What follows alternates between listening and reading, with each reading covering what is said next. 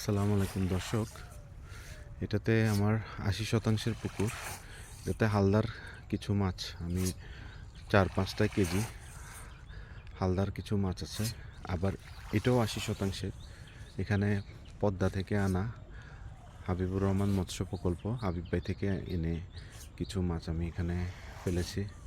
এগুলো তো এখন শীতকালে বাংলা মাছে তেমন একটা ফিট খায় না, কিন্তু তারপরেও আমি এই যে অল্প স্বল্প খাই, ওরা অল্প স্বল্প খাচ্ছে। এখন দুটো পুকুরে মাছকে উপোস না রাখার চেষ্টা করি, অল্প স্বল্প ফিড আমি একবেলাই দিই, প্রতিদিন একবেলা অল্প স্বল্প ফিড এখানে দিয়ে যাই।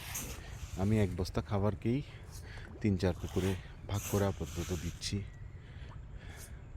কারণ বেশি দিলে আমি মাছ না খেলে এটা তো খাবারের গুণগুণ নষ্ট হয়ে যায়। যত দ্রুত মাছে খেয়ে ফেলবে আপনার খাবারের গুণগুণ তত ভালো থাকে।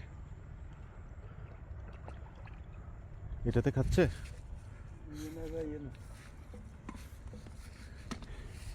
এগুলো খাচ্ছে।